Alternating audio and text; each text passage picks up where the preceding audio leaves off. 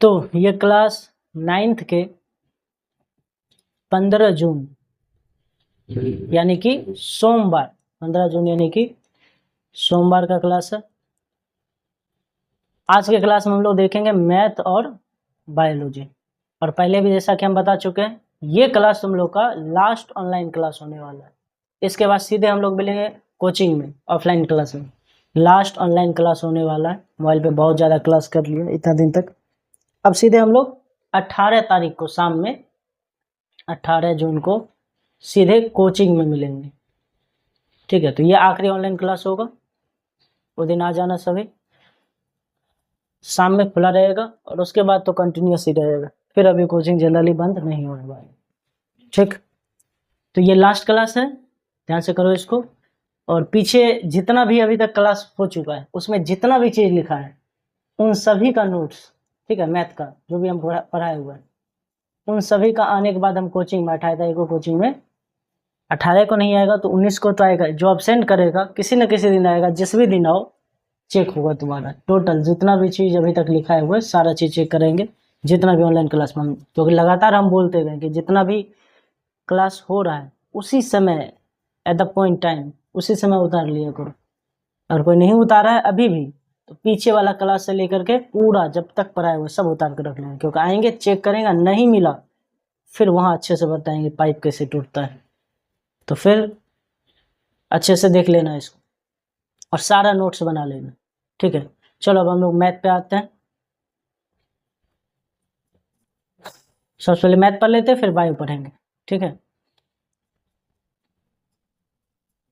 Math में हम add करके रखे हुए थे, किधर गया इसमें, ये रहा। ये देखो क्वेश्चन नंबर 6 हम लोग कर रहे थे ना, क्वेश्चन नंबर 6 का क्वेश्चन नंबर 1 हो गया था। अब क्वेश्चन नंबर 6 का ही क्वेश्चन नंबर क्या करेंगे 2। क्वेश्चन नंबर 6 का दूसरा 2 नंबर क्वेश्चन क्या लिखा हुआ क्वेश्चन 2a माइनस 3b इसका whole cube, 2a minus 3b का होल क्यूब है ना। इस क्वेश्चन को बनाते हैं, वो सिंपल है। ठीक, कैसे बनाएंगे इसको, लेट्स सी। ये a माइनस बी का होल क्यूब का फॉर्मूला है, तो फॉर्मूला लिखते हैं इसका, पता है ना फॉर्मूला। पहले देखो इसमें a के जगह पे क्या मान है, जहाँ a होना चाहिए a की जगह पे है 2a और जहाँ b होना चाहिए b की जगह पे क्या है 3b है। सिंपल, अब फॉर्मूला बैठा देते हैं। फॉर्मूला क्या होता है a cube minus B cube minus 3a square B plus 3ab square, ये होता है फॉर्मूला a माइनस बी के होल क्यूब का। बस हमें इसमें क्या कर देना है, मान बिठा देना है। बताओ a क्यूब की जगह पे किसका मान हो जाएगा, a क्यूब की जगह पे क्या 2a का क्यूब, ठीक है, माइनस बी क्यूब की जगह पे क्या 3b का क्यूब माइनस 3 इंटू ए स्क्वायर बी, ए की जगह पे क्या 2a इसका स्क्वायर इंटू बी की जगह पे क्या माइनस में, अच्छा मन में आ रहा होगा सर यहाँ -3 भी लेंगे क्या, नहीं, यहाँ 3b ही खाली लेंगे। एक मिनट, बी की जगह पे क्या मान है 3b है तो खाली 3b लेंगे। कैसा माइनस क्यों नहीं, पिछला क्वेश्चन में आप लेते थे माइनस, वो तब लेते थे जब फॉर्मूला रहता था प्लस वाला और क्वेश्चन में माइनस आता था। ये जो फॉर्मूला हम लिखे हैं सोचो, ये तो स्पेशल, ये जो फॉर्मूला जो भी लिखा हुआ ये स्पेशल फॉर्मूला माइनस के लिए है ना, a माइनस बी के होल क्यूब का, इसलिए इसमें हम यहाँ वाला माइनस जो है ना यहाँ नहीं लिखेंगे। बात समझो, क्योंकि स्पेशल माइनस वाला फॉर्मूला। हाँ, इसको अगर a प्लस बी के होल क्यूब पे बिठाते तो भी बनता, तब माइनस लिखना पड़ता हमें।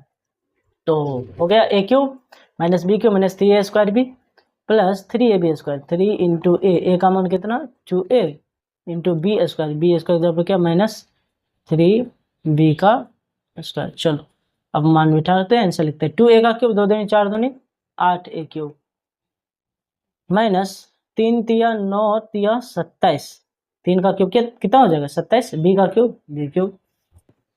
यहाँ देखो 2 का स्क्वायर 4, 4 तिया 12, 12 तिया 36 माइनस 36, ए का स्क्वायर ए स्क्वायर और यहाँ तो खाली बी है तो बी। ठीक है, ओके। नेक्स्ट देखो यहाँ -3 का स्क्वायर प्लस 9, 9 तिया 27 -3 का स्क्वायर प्लस 9, 9 तिया 27, 27 दूनी 54 या 9 दूनी 28 तिया 54, तो प्लस में हो जाएगा ये 54 ए और बी का स्क्वायर बी स्क्वायर। हो गया इसका आंसर, इससे आगे क्या ही बढ़ेगा। तो ये था किसका आंसर क्वेश्चन नंबर 6 का 2 नंबर का। फटाफट इसको उतार लो, वीडियो रोको, अभी तुरंत इसको उतारो।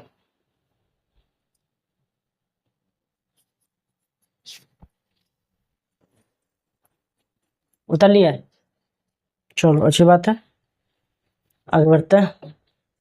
नेक्स्ट क्वेश्चन नंबर कौन सा होगा? 6 का 3 नंबर। क्या देखो लिखा हुआ, 3/2x, इसको लिख सकते हैं हम 3x/2, एक ही बात हुआ, प्लस 1 इसका होल क्यूब, ऐसा, ठीक है। 3/2x लिखा हुआ था, 3 × x 3x, उतना ही हो जाएगा, इसलिए ऐसा लिख दिया। अब देखो बनाते हैं इसको। बताओ इस क्वेश्चन में a के स्थान पे क्या है? जहां a होना चाहिए, a की जगह पे क्या है? 3x है। जहां b है, b की जगह पे क्या है? 1 है। ये a प्लस बी का होल क्यूब का फॉर्मूला है कि a माइनस बी का? अब बेसिक बात, a प्लस बी का फॉर्मूला लगाते हैं। क्या होता है formula? a cube plus b cube plus 3a² b plus 3ab², ठीक है। अब देखो क्या देखो, a क्यूब की जगह पे किसका क्यूब हो जाएगा? 3x/2 इसका क्यूब, प्लस बी क्यूब की जगह पे किसका क्यूब? 1 का क्यूब, प्लस 3 × a² की जगह पे किसका स्क्वायर? 3x/2 इसका स्क्वायर, इंटू बी की जगह पे क्या? 1। a cube plus b cube plus 3a² b plus, आगे ये तो हो गया मान। अब ये बिठाते 3ab², 3 × a का मान 3x/2 इंटू b² की जगह पे 1 का स्क्वायर। कुछ भी नहीं किया, बस फॉर्मूला में मान पुट कर दिए, मान बिठा दिए। अब देखो एक लाइन में आंसर निकल जाएगा।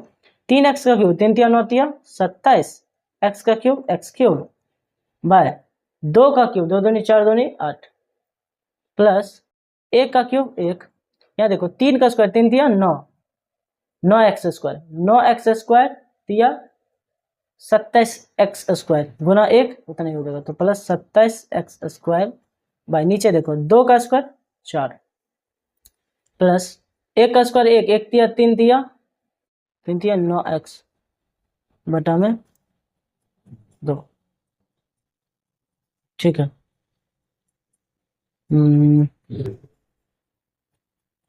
इसको लिखना पड़ेगा अच्छे से, या तो आंसर तुम यहीं पे छोड़ सकता है इसको, या ऐसा कर सकता है इसको पहले, फिर इसको पहले, इसको लास्ट में, उससे कोई दिक्कत नहीं, अभी यहीं तक रहने दो। तो ये क्वेश्चन भी उतार लो, जल्दी से वीडियो रोको, फटाफट इसको उतार लो, ठीक है।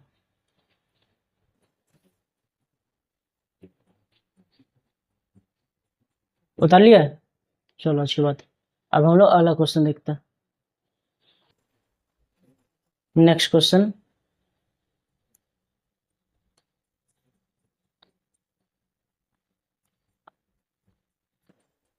क्वेश्चन नंबर 6 का 4 नंबर क्वेश्चन। क्या लिखा हुआ है? ये लिखा हुआ है x - 2/3 y का होल क्यूब, ठीक। तो इसको हम ऐसा लिख सकते हैं ना, 2/3 y है ना, तो 2 गुना बाय 2 हो जाएगा, तो 2y/3 एक ही बार, ठीक है। हम लोग का समय बचेगा। यहाँ देखो a का मान कितना है? x, b की जगह पे कितना है? ये कौन सा फॉर्मूला लग रहा है तुम्हें? a प्लस बी का होल क्यूब या a माइनस बी का होल क्यूब? क्या दिख रहा है? जाहिर सी बात है a माइनस बी का होल क्यूब है। फॉर्मूला क्या होता है इसका? a³ - b³ - 3a² b plus 3ab², मान बिठा दो सिंपली। यहाँ देखो तो a क्यूब की जगह पे किसका क्यूब हो जाएगा? यहाँ पर, अरे क्लिक क्यों नहीं हो रहा है? हाँ, a क्यूब की जगह पे किसका क्यूब? x का क्यूब, माइनस b क्यूब की जगह पे किसका क्यूब? तो 2y/3 का क्यूब, माइनस 3 × a² यानी कि x का स्क्वायर गुना b की जगह पे 2y/3। यहाँ पे देखो माइनस नहीं लिए, क्यों? क्योंकि स्पेशल ये a माइनस बी का होल स्क्वायर फॉर्मूला है, प्लस 3ab², 3 × a का मान x × b² जब किसका स्क्वायर? 2y/3 का स्क्वायर, ठीक है। अब देखो यहाँ पे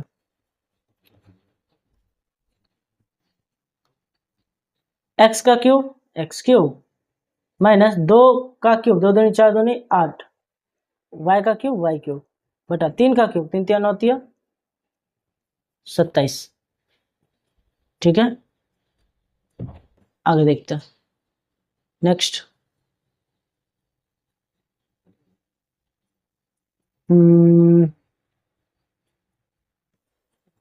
माइनस एक्स का स्क्वायर, एक्स स्क्वायर गुना 3, 3x स्क्वायर, 3 दूनी 6 एक्स स्क्वायर वाई, वाई नीचे में कितना बचेगा 3।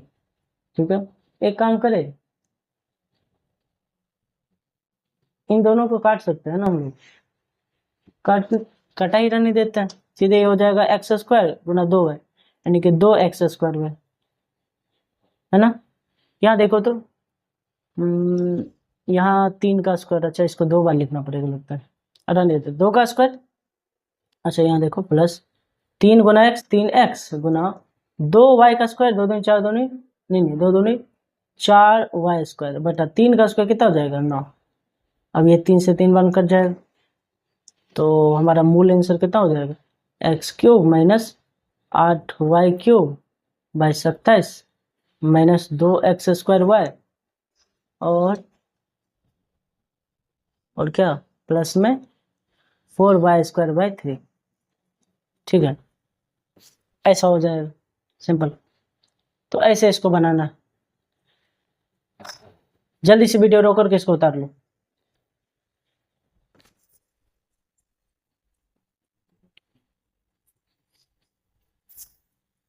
उतार लिया इसे, ठीक है। अब अगला क्वेश्चन जो होगा इसका वो है ये क्वेश्चन, बहुत आसान है ये वाला क्वेश्चन। कह रहा है उपयुक्त समीकरण का प्रयोग करके निम्नलिखित का मान ज्ञात कीजिए। ये तुम लोग खुद से ही बनाना, हम खाली बता देते कैसे बनाना है, यहीं पे बता देते जैसे लिखा हुआ नहीं है।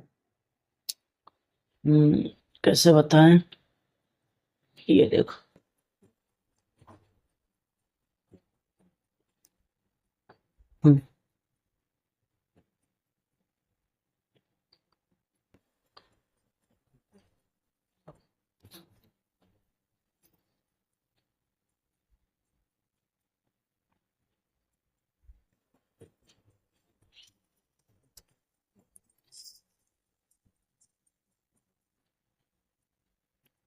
ठीक है।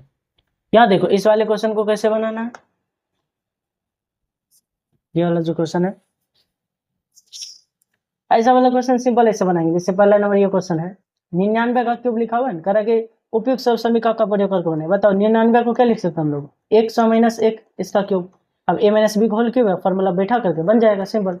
यहाँ देखो 102 का क्यूब लिखा हुआ है, इसको ऐसा लिख सकते हैं 100 प्लस 2 का क्यूब। अब ये a प्लस बी का होल क्यूब है, ये a का मान ये b का मान बिठाओ निकालो। इसको क्या लिख सकते हैं 998 का क्यूब लिखा हुआ है, 1000 माइनस 2 का क्यूब। समझ में आ रहा है, ऐसे करके से बनाना। ये क्वेश्चन तुम लोग खुद से ही बना लो, समझ में आ रहा है। ठीक है, ये क्वेश्चन तुम लोगों को खुद से ही बनाना है और बन जाएगा आराम से। इस क्वेश्चन में बहुत ज़्यादा कुछ भी चीज़ नहीं है, ये सब इजीली बन जाएगा। तो आगे हम लोग अब स्टार्ट करते हैं साइंस, इसको इरेज करते हैं, आते हैं हम लोग बायोलॉजी पे। महीना भर से तो यही पढ़ ही रहे हम लोग बायोलॉजी। ये रहा 9th बायोलॉजी चैप्टर 1, है ना। कोशिका की खोज के बारे में हम लोग देखे थे डिटेल से, किन्होंने किया था कोशिका का खोज।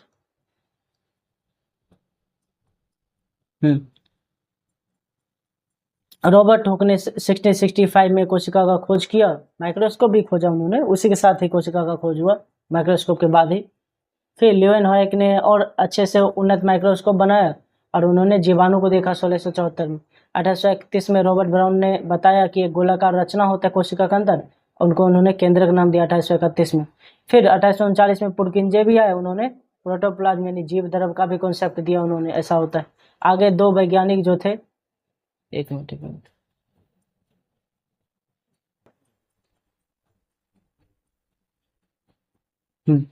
आगे दो वैज्ञानिक स्लाइडन और सॉन क्रमशः 1838-39 में उन्होंने क्या किया, बताया कि एक ने कहा पादप शरीर का शरीर पादप शरीर होता है, सूक्ष्म कोशिका बना होता है, और एक ने बताया कि जंतु का शरीर भी कोशिका से बना होता है। दोनों ने मिल करके फिर एक थ्योरी दिया जिसको सेल थ्योरी कहते हैं, कोशिका सिद्धांत। तब जाके पता चला, इन्होंने बताया कि हम लोग के या जीवन के शरीर मतलब जीव शरीर की संरचनात्मक इकाई क्या है, कोशिका है। 1855 में विर्चो ने बताया कि नया कोशिका जो बनता है वो पुराना ही कोशिका से बनता है। ये सब पढ़ा चुके हैं, हम खाली रिकैप कर रहे हैं। फिर मैक्स सुल्ज ने 1861 में बताया कि कोशिका के अंदर एक केंद्रक होता है। इसके बाद उन्होंने प्रोटोप्लाज्म, एक पिंड है कोशिका, प्रोटोप्लाज्म का एक पिंड है जिसमें केंद्रक होता है। फिर उन्होंने प्रोटोप्लाज्म थ्योरी दिया। 1884 में स्ट्रासबर्गर जो थे उन्होंने बताया कि कोशिका जो होता है वो पैतृक लक्षणों में भी भाग लेता है, यानी एक पीढ़ी दूसरे पीढ़ी में पैतृक लक्षण क्या होता है बता चुका है, गुण ट्रांसफर करने में भी कोशिका भाग लेता है। इसके बाद अच्छे से माइक्रोस्कोप का अध्ययन मतलब माइक्रोस्कोप में पूरा उन्नति जारी रहा, सेल का भी अध्ययन जारी रहा। 1931 में फिर एमनॉल और ई रस्का के द्वारा इलेक्ट्रॉन माइक्रोस्कोप का आविष्कार हुआ, जो बहुत उन्नत था, और इसके बाद तो आगे और बढ़ते ही रहा। ठीक है, अब इसके बाद हम लोग को पढ़ना है क्या, देखो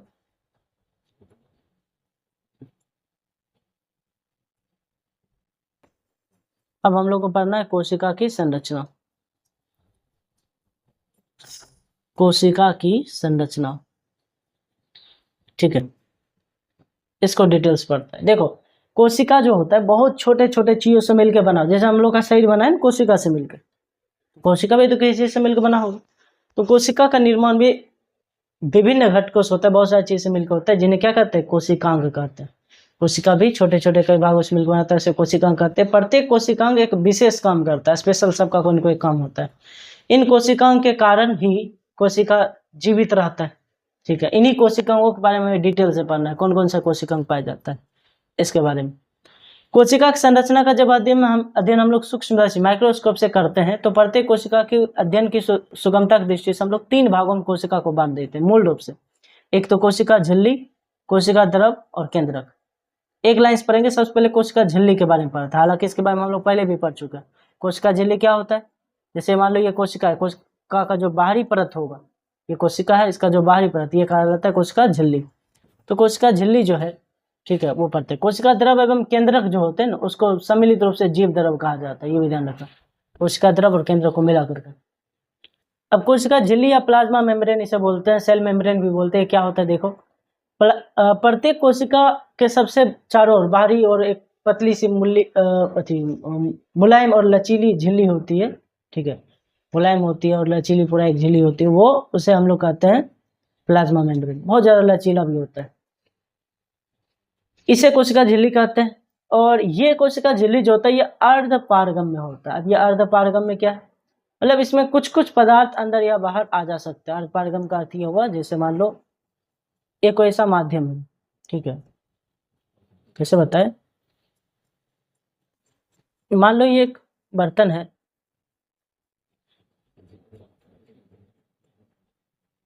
इस बर्तन के ऊपर एक कपड़ा हम बांध दिए, ये ऐसा कपड़ा रख दिए इस बर्तन को, ठीक है। अब इस पे हम एक मतलब एक और बर्तन ले लिया, उसमें पानी दे दिए, उसमें मिट्टी कंकर बालू सब मिला दिए, बहुत सारा चीज पूरा घोल दिए, एकदम कच्चा टाइप बन गया। लेकिन फिर इस बर्तन में जो मिट्टी कच्चा सहित पानी, इसमें हम उड़ेलते हैं पूरा, क्या होगा पता है, जितना भी कचरा वगैरह रहेगा ना वो ऊपर में ही रह जाएगा और खाली पानी को ही अंदर जाने देगा, ऐसा ही ना होगा। बालू कंकर जो भी रहेगा ऊपर में रह जाएगा, छानने का काम करेगा एक प्रकार से। यानी इससे कोई पदार्थ मतलब अंदर जा तो रहा है, लेकिन सब नहीं, कुछ ही जा रहा है। चयनात्मक पदार्थ अंदर जा रहा है, कुछ ही पदार्थ जा रहा है। झिल्ली भी ऐसा ही काम करता है, सब पदार्थ अंदर या बाहर नहीं जा सकता है। कोई पदार्थ अगर ऐसा काम करेगा कि कुछ एक विशेष पदार्थ को अंदर या बाहर आदान प्रदान करने दे, तो उसे चयनात्मक अर्ध पारगम झिल्ली कहते हैं। अर्ध पारगम, पूरा पारगम नहीं, ये नहीं खाली रहता है इसमें, तो ये पूरा पारगम था, चल जाता है।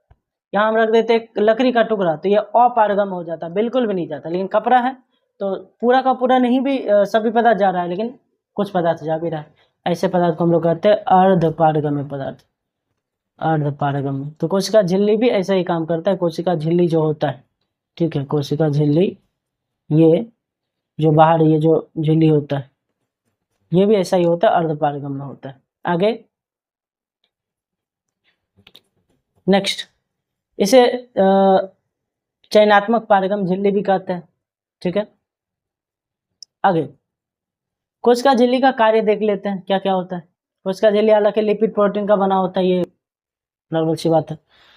कार्य देखते हैं कोशिका झिल्ली का क्या क्या होता है। पहला काम, यह एक सीमित झिल्ली की तरह कार्य करता है, फिक्स झिल्ली की तरह काम करता है, कोई पदार्थ अंदर या बाहर आने में सहायता प्रदान करता है।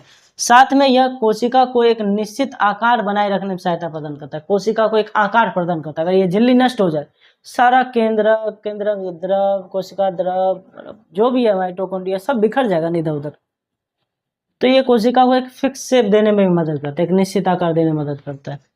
तीसरा, यह कोशिका को यांत्रिक सहारा भी प्रदान करता है, मैकेनिकल सपोर्ट देता है, सहारा प्रदान करता है, पूरा कितना सारा चीज उसमें भरा हुआ उसको सपोर्ट कर रहा है।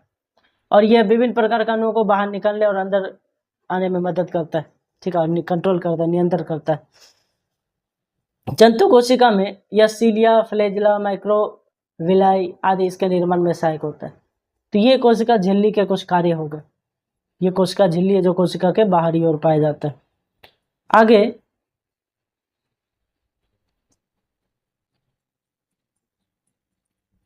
बताए थे, पेड़ पौधा में जो कोशिका झिल्ली होता है उसके अलावा एक ऊपर एक और मोटी परत होती है, जिसे हम लोग क्या कहते हैं, कोशिका भित्ति कहते हैं। पेड़ पौधा का जो ऊपरी कोशिका का जो लेयर होता है, कोशिका का जो सबसे ऊपरी भाग, उसमें क्या होता है, कोशिका भित्ति। और ये बहुत ज्यादा क्या होता है, कड़ी होती है, बताए थे। ये मुख्यतः सेल्यूलोज का बना होता है, बताए थे। जटिल पदार्थ है, इसके कारण ये दृढ़ता इसमें होता है, कड़ी और निर्जीव होता है ये पूरा का पूरा। ये क्या करता है, ये भी कोशिका का निश्चित रूप प्रदान करता है, ये सुरक्षा सहारा प्रदान करता है, ये कोशिका झिल्ली का भी रक्षा करता है, कोशिका झिल्ली के ऊपर ये रहता है और कोशिका को सूखने से ही बचाता है। ये पेड़ पौधा का है, पेड़ पौधा में कोशिका भित्ति पाया जाता है, कोशिका झिल्ली के ऊपर, ठीक है। कोशिका झिल्ली भी पाया जाता है, कोशिका भित्ति भी पाया जाता है। आगे इसके बाद कोशिका द्रव साइटोप्लाज्म पढ़ना है। ऑनलाइन में पता नहीं क्यों उतना बेहतर तरीके से बताया नहीं जा पाता है, ठीक है, पता नहीं चलता है तुम लोगों को समझ आ रहा है कि नहीं, कुछ क्वेश्चन नहीं, कोई इंटरेस्टिंग चीज़ नहीं, ठीक है। खैर यह आखिरी था, इसके बाद अब तो हम लोग मिलेंगे सीधे ऑफलाइन क्लास में, ठीक है, आराम से। अभी तो हमें हालांकि 1-2 दिन और अभी रहना है यहाँ पे, ठीक। तो 18 को हम आ जाएंगे आराम से, सुबह तक में घर आ जाएंगे, सुबह मतलब 10-11 बजे तक में हम आ जाएंगे। तो तुम लोग का तो क्लास 5:30 बजे होता है, कोई इशू ही नहीं है। तो हम लोग अब मिलेंगे सीधे 18 तारीख को, ठीक है, कोचिंग में मिलेंगे सीधे। अब हम लोग को मिलना होगा 18 तारीख को कोचिंग में, ठीक है। अभी आखिरी क्लास है तुम लोग का, इसके बाद कोई क्लास नहीं होगा ऑनलाइन, सीधे कोचिंग पढ़ने आएंगे, ठीक। चलो, तो इतना दिन तक ऑनलाइन क्लास किया, मतलब मेरा थोड़ा सा क्या कर सकता है, व्यवस्था समझा, सब ऑनलाइन क्लास दिया, सहयोग दिया, इसलिए थैंक यू सबको। ये तो फिर दिक्कत ही होता, मजबूरी है ना मेरा यहाँ पे आना, नहीं तो अभी मैं आने का कोई आवश्यकता ही नहीं था। इतना कष्ट किया इतने दिन तक ऑनलाइन क्लास करने का, बहुत है। अब हम लोग करेंगे सीधे, अब ऑफलाइन क्लास जो है उसमें लगातार कंटिन्यूस क्लास करेंगे, ठीक। तो चलो अब हम लोग मिलते हैं 18 तारीख को सीधे, ठीक है, क्लास में मिलेंगे। चलो क्लास को यहीं पे ख़त्म कर रहे हैं, आज की क्लास को।